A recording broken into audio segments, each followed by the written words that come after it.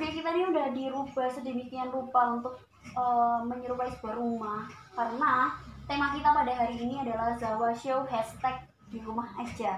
Nih ya, aku udah nyeker karena emang tema kita hari ini adalah di rumah aja. Kenapa? Karena kita sekarang sedang beradaptasi dengan hal baru akibat dari pandemi COVID-19. Aku udah pakai face shield, terus di sini udah ada hand sanitizer, dan di studio juga udah nggak ada penonton karena kita memang tidak dianjurkan untuk berkerumun gitu. Nah, ngomongin soal pandemi nih ya, ada banyak hal-hal yang sebelumnya udah aku rencanain tapi ternyata harus ditunda atau bahkan batal akibat dari pandemi ini. Sebenarnya sedih sih, cuman mau gimana lagi keadaan. Nah, itu omongan orang pasrah, cuman ya memang seperti itu. Kita nggak bisa memaksakan hal-hal yang sebelumnya udah terjadi dan harus terjadi di tahun ini gitu.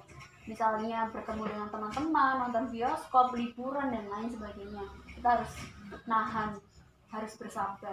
Oke, cukup curhatnya karena kita hari ini bakalan kedatangan seorang narasumber yang pastinya memiliki kredibilitas untuk membicarakan soal kesehatan. Narasumber kita hari ini adalah seorang mahasiswi dari Universitas Erlangga, yaitu dari program studi keperawatan. Langsung aja kita panggil, ini dia Alca.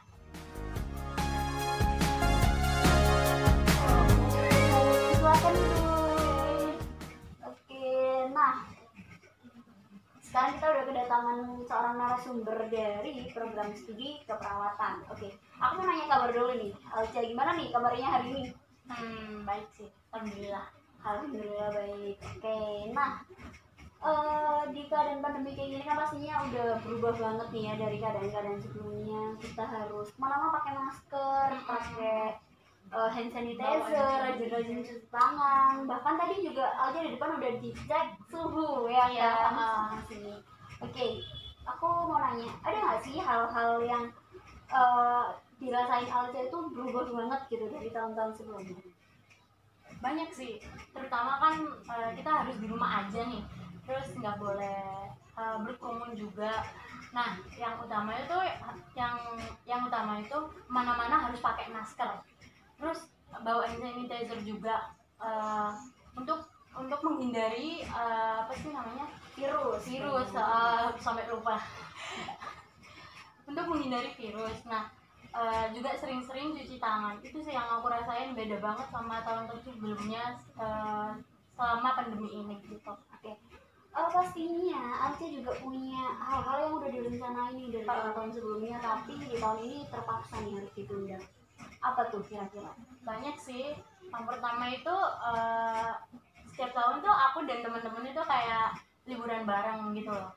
Nah, karena ini pandemi jadi kayak ya udah deh batal gitu kan. Jadi kayak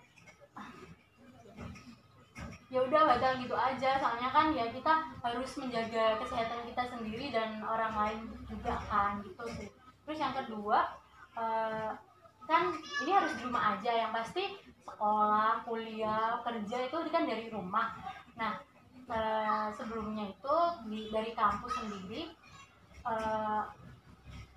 sendiri itu aku udah mulai magang dari semester kemarin, tapi karena pandemi ini pihak kampus tidak memperbolehkan mahasiswanya turun ke rumah sakit gitu.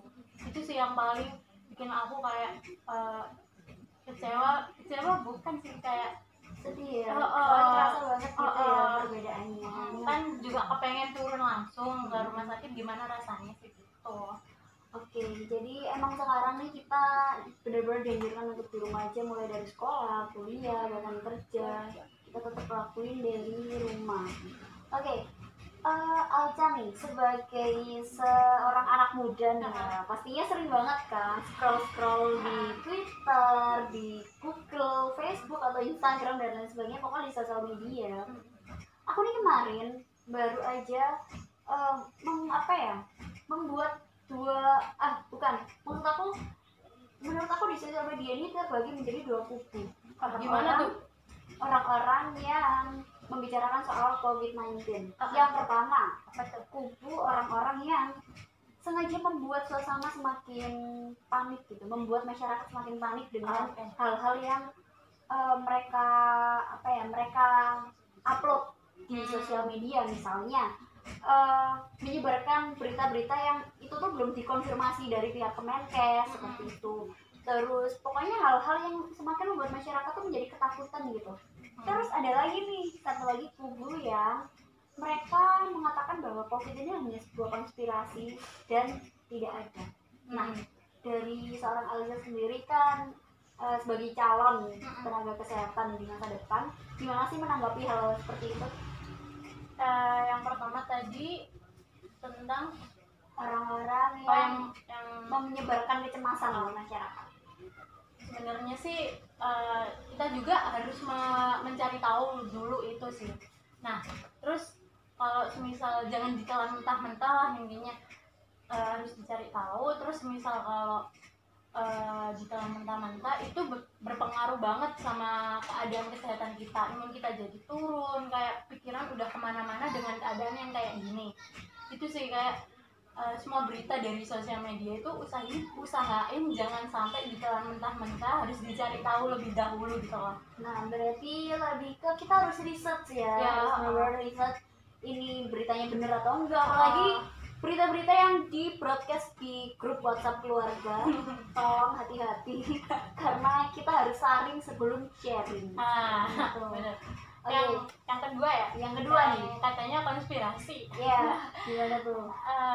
Kalau menurut aku sih ya udah sih, itu tanggapan dia, tapi seenggaknya hargain kita sebagai tenaga kesehatan yang udah pakai baju APD, terus itu nggak cuma 1-2 jam doang pakai itu. Dan aku pernah ngerasain pakai APD itu panas banget, padahal cuma bentar, itu tuh beneran panas. Ya seenggaknya hargain aja gitu loh.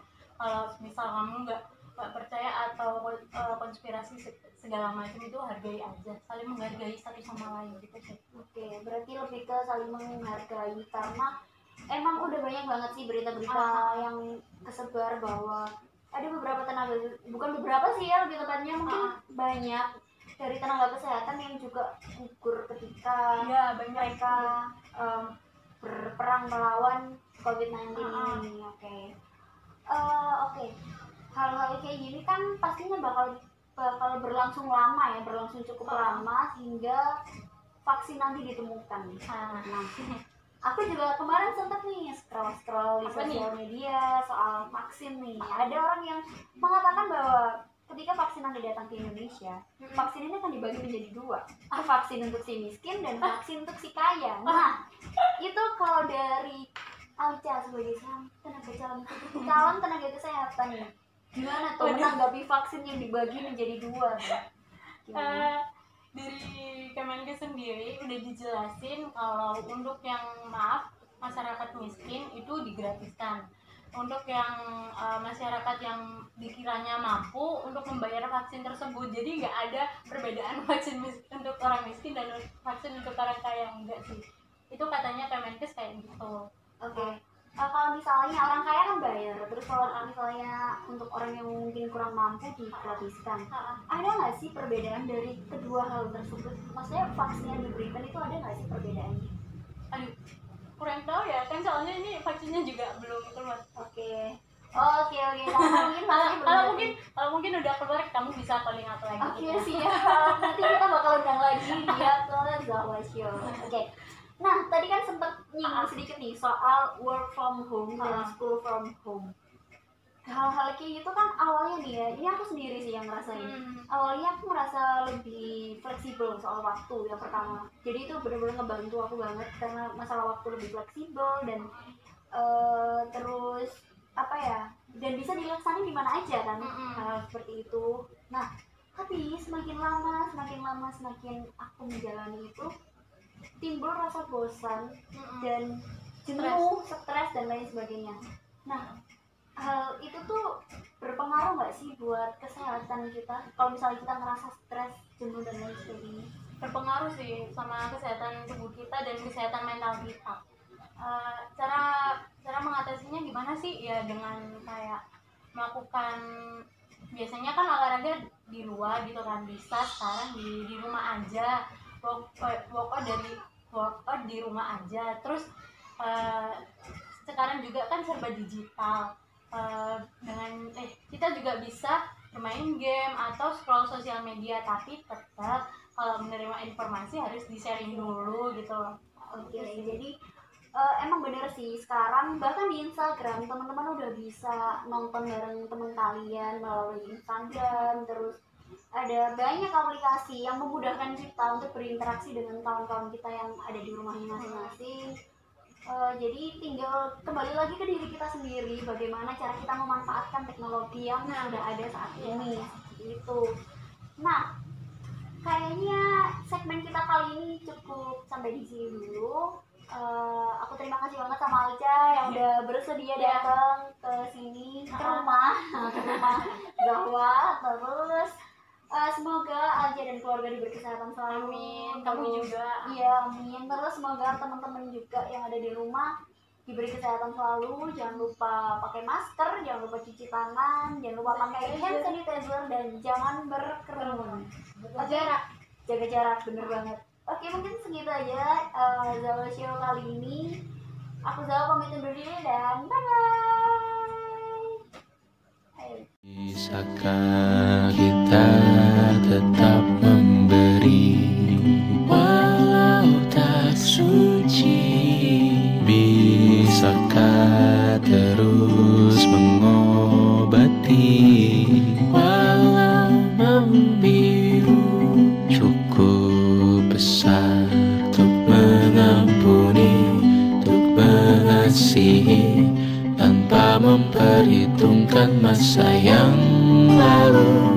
Walau kering, bisakah kita